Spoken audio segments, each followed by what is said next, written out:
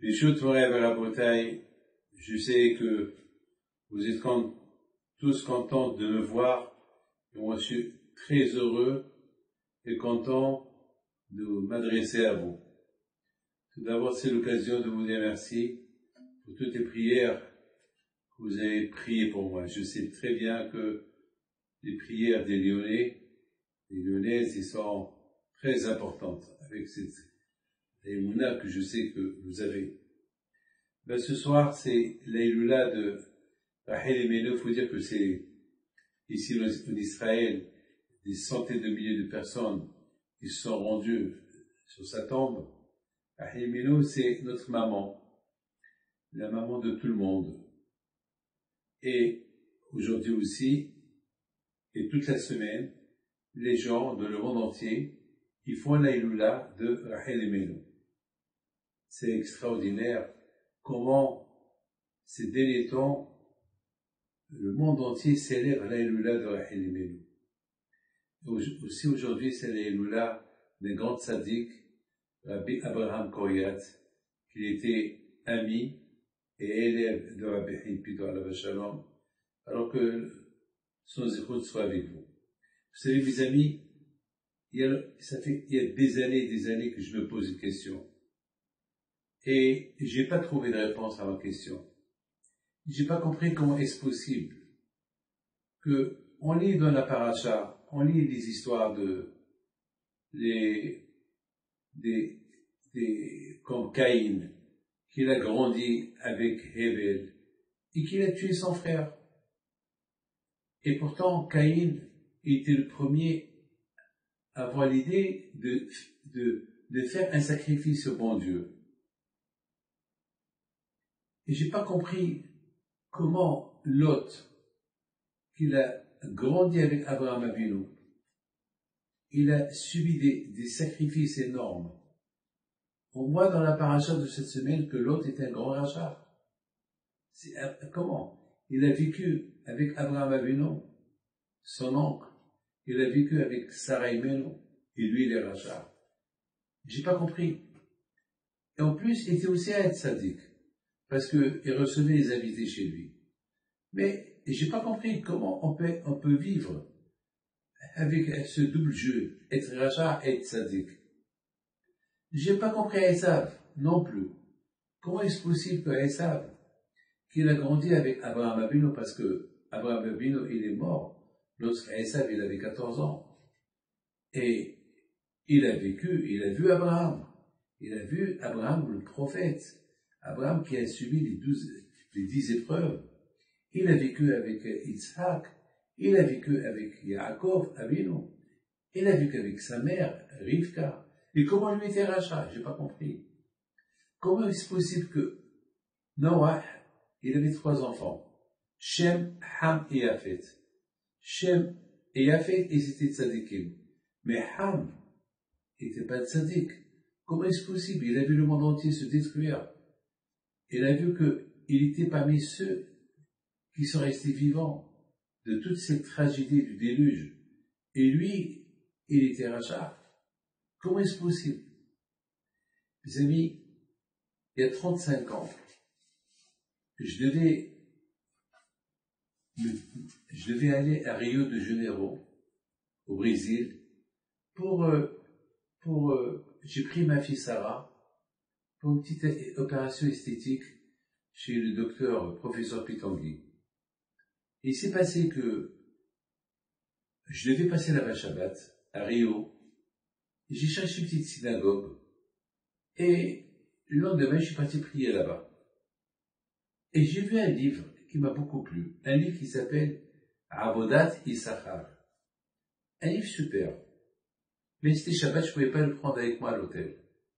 Donc je suis retourné à Minham et je suis resté là-bas jusqu'à la fin de la prière de samedi soir et j'ai emprunté le livre de cette petite synagogue. Bon. Et malheureusement, je l'ai oublié chez moi. 10 ans plus tard, je le trouve. Je dis, mais qu'est-ce qui fait ce livre chez moi? Donc, vous savez que je voyage très souvent au Brésil.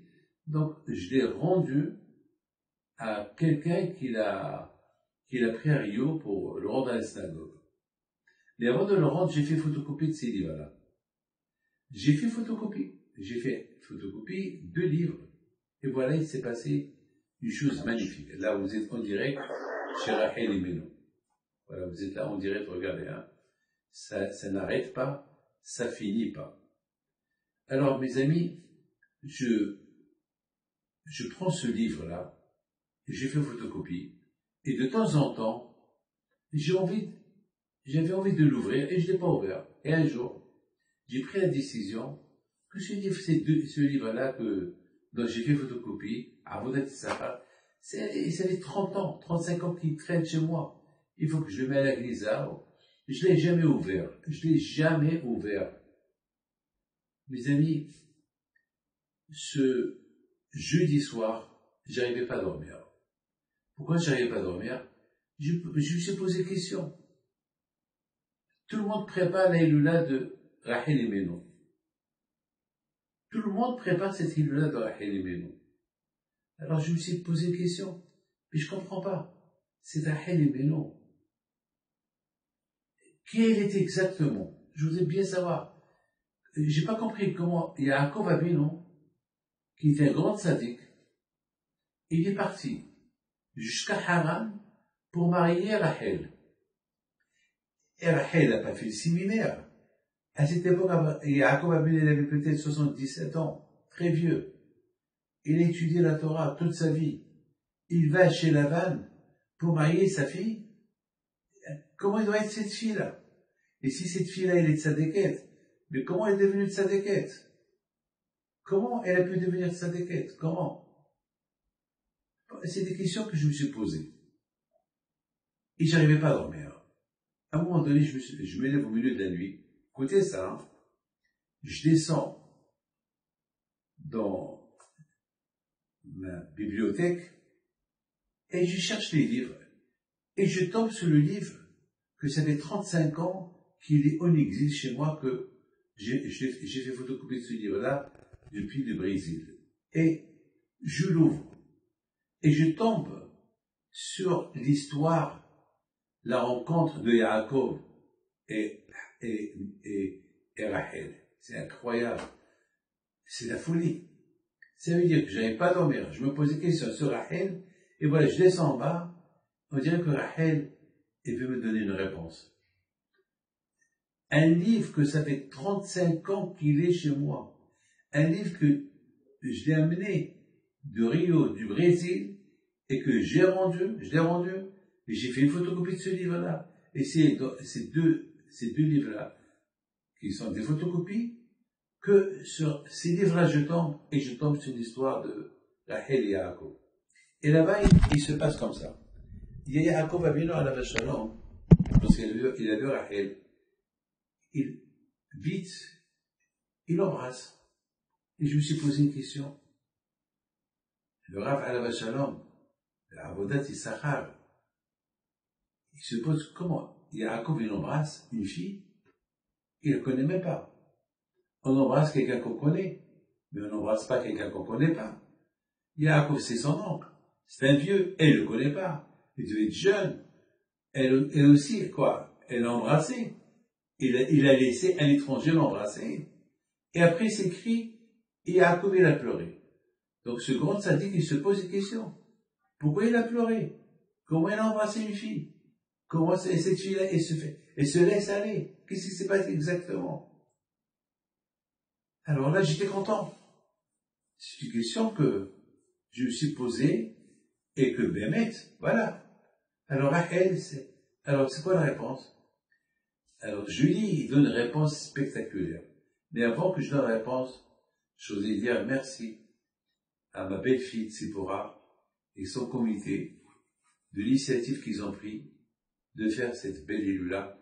Et ça vaut le coup d'être en direct chez Rachel Imeno, regardez, et ça vaut le coup d'écouter la réponse qu'il donne, la Avodat Issachar. Il dit que le mot Vaishak, il a embrassé, c'est pas embrasser mamash. Vaishak, ça veut dire, le mot Vaishak, on peut le traduire aussi à égalité. Ça veut dire que Yaakov Avinu alayhi shalom, il s'est posé une question. Il dit, comment? Moi, Yaakov, j'ai 77 ans. J'ai étudié toute ma vie la Torah. Et avant de venir à Haran, je suis parti à l'Yeshiva étudier 14 ans avant de rencontrer Lavan. Je me suis préparé pendant 14 ans pour affronter Lavan.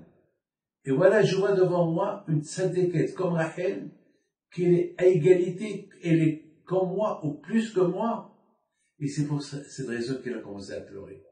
Il a commencé à pleurer, il a dit, comment est-ce possible? J'ai perdu mon temps. Comment? Moi, j'ai cru que pour habiter avec Lavan, il faut que je me prépare des années et des années pour l'affronter. Et je vois cette tzadékette, qu'elle habite avec un rachat. Elle est tzadékette. Comment est-ce possible? Mais dans quel séminaire elle se trouvait? Mes amis, de là, j'ai pris conscience que c'est vrai, c'est important, l'influence, c'est très important d'habiter là où il y a une école juive, là où il y a des tzadikim, là où il y a la Torah. Mais s'il n'y a pas, là, c'est pas la fin du monde. S'il n'y a pas, alors en adabatalu et la vie. Bien sûr, il faut chercher le bien. Mais s'il n'y a pas, par exemple, je me trouve dans un avion, et il n'y a pas de repas kasher. Alors quoi? Je vais manger du non kasher? Non. Ben, je vais supporter. Je vais résister. Mes amis, vous savez que on apprend de Lot et de Esav et de Ham et de Caïn, malgré qu'ils ont vécu avec des grands tzadikim, comme Ham, il a vécu avec Shem, avec Noah, avec sa mère, avec Yafet. Caïn, il a vécu avec Adam et Hava et Hevel. Lot, il a vécu avec qui? Avec Abraham, Sarah, Eliezer. Et l'autre, il a vécu, Esav, il a vécu avec Abraham, Yitzhak et Yaakov. Et ça n'a pas changé grand chose. Ils sont restés Réchaïm. Ils n'ont pas été influencés de la kedusha, de la sainteté de ces grands hommes. Pourquoi? Parce que tout dépend de la personne. Tout dépend de moi. En adabat elohim et la vie.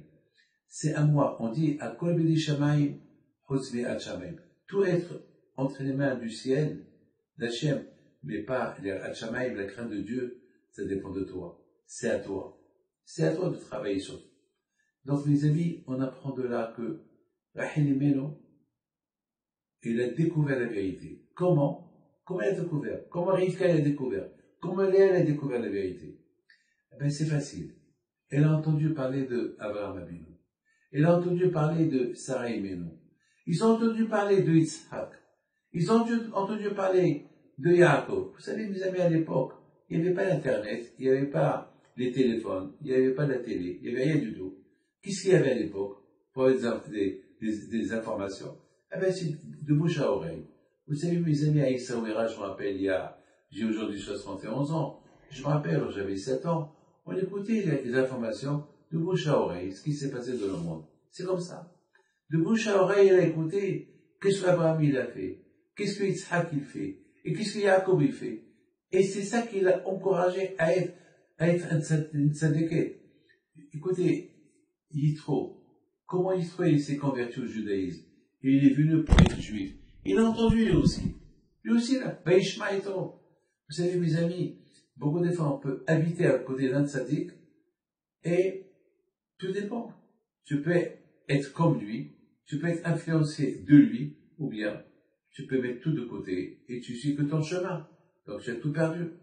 C'est-à-dire, mes amis, le plus important, c'est la personne elle-même. Aujourd'hui, mes amis, vous êtes dans une hiloula de Rachel Imenu. Tout le monde parle d'elle. Tout le monde. Pourquoi, mes amis, rien que maintenant on parle d'elle?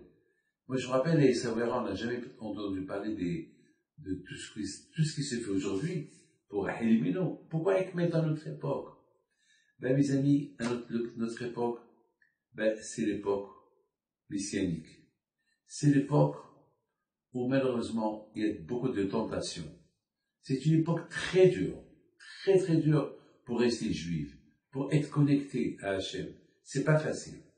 Avec toute la technologie qu'il y a aujourd'hui, c'est très dur. Eh ben, on nous rappelle, Rachel aussi, elle a vécu avec des Shaim. Elle est restée tzadéket. Et non seulement elle est restée tzadéket, mais elle avait aussi des bonnes midotes, des bonnes qualités. Elle a donné sa place à sa sœur. Lorsque son mari devait la marier, elle a vu que son père, il allait la changer contre Léa, pour ne pas que Léa, elle a honte, elle subit la honte. Il lui a donné les signes que Yaakov Avinu lui a dit, comme ça elle n'a pas honte. Mes amis, qui peut faire une chose pareille? Personne. Mais c'est ça la bataille. Rachel seule contre tout le monde. Nous aussi, seuls contre tout le monde. Et le plus important, c'est savoir, Rachel mebachaï banea. Rachel, elle pleure ses enfants. Quel enfant? Eh ben, elle pleure les enfants d'aujourd'hui. Ces enfants perdus. C'est ça qu'elle pleure. Jamais on a été aussi perdu qu'aujourd'hui. Avec les tentations qu'il y a aujourd'hui. Et on est seul. Et on a besoin d'être secoué. Alors Hachim, il a fait que ça se réveille à notre époque. Cette Hiloula de Rachel Imenu, pour apprendre d'elle, qu'est-ce qu'elle était, comment elle était tzadéket, comment elle a vécu à son époque, et qu'est-ce qu'elle a fait. Eh bien, à Rabotai, on découvre son histoire, on découvre l'amour qu'elle avait pour sa sœur, on découvre sa sainteté, seule contre tout le monde, comme Abraham Abino, qui s'appelle Abraham Aïvri, il était seul contre tout le monde, il a réussi à être un tzaddik, comme Rachel Imenu, seul contre tout le monde, elle a réussi à être comme Abraham Abino. Donc, quand je lui dis, il dit à Rachel, à partir de maintenant, c'est toi, il n'y a que toi. C'est toi la mère de toi, Am Israël. C'est toi qui vas prier pour eux. Et je termine. Il y a eu une fois Chaim Shlomovitch à la Shalom, le Rosh Yeshiva de Mir. Il est venu pèleriner Rachel Imenu. Il a dit, Rachel, maman, je sais, parce qu'on appelle Rachel Imenu, maman, je sais que tu pleures tes enfants. Ne t'arrête pas de pleurer. Continue à pleurer. Et même si Hachem te dit d'arrêter de pleurer, ne t'arrête pas. N'écoute pas Hachem. Continuez de pleurer jusqu'à que Mashiach y vient. Mes amis, quand je vais au fasse, Be'ezat Hachem, quand Be'ezat Hachem, que le zérout de Rachel Imenu, le zérout de Sarah, Rivka, Rachel, Léa, Vila, Zipa et toutes cette cagnotte vous protège, vous êtes cette cagnotte qui, vous êtes venus célébrer cette Hiloula et se renforcer, apprendre des midotes de Rachel Imenu, les midotes à elle, ses qualités, qui sont extraordinaires. Encore une fois, c'est quoi ces qualités? Ben, c'est des qualités seul contre tout le monde, sans tomber sous l'influence de sa génération. Elle est restée croyante et s'est renforcée de jour en jour. Nous aussi, on n'a pas le droit de se permettre de tomber sous l'influence de cette génération. Encore une fois, merci Rabbi Raphaël, merci les Rabbanim, mesdames, je vous bénis, Bisrout Rabbi Pinto, Bisrout Torah Kedusha, Bisrout Myriam, Anivia, et toutes les femmes tzadkaniyot que nous avons eues, vous protègent. Faites beaucoup attention à la cache-route, faites beaucoup attention à la pureté familiale, faites beaucoup attention au Shabbat, faites attention où vous mangez, parce que on peut se permettre, ça c'est rien, et ça c'est rien, et ça c'est rien. Vous vous êtes posé la question, comment elle a vécu Rachel Imenu dans sa maison, où là-bas ils étaient idolâtres, où là-bas il n'y avait que du tarif, comment elle a vécu pour devenir prophétesse, elle et Léa, eh bien, il faisait attention à tout. Il faisait attention à tout. Vous aussi, si vous voulez voir la venue de Mashiach, faites attention au restaurant, là où vous allez. Faut pas croire parce qu'on mange un poisson dans un restaurant qui n'est pas cachère que le poisson est cachère. Et les ingrédients, ils sont pas cachères. Et les marmites où ils sont cuisinés, ce poisson, c'est pas cachère. Et beaucoup de fois, on mange comment ça s'appelle, des légumes, ils peuvent avoir les insectes, et pour chaque insecte, on prend 5 péchés. La bouteille, apprendre de Rachel, être Rachel, et ressembler à Rachel. Que Hachem protège. Sipora Hazak.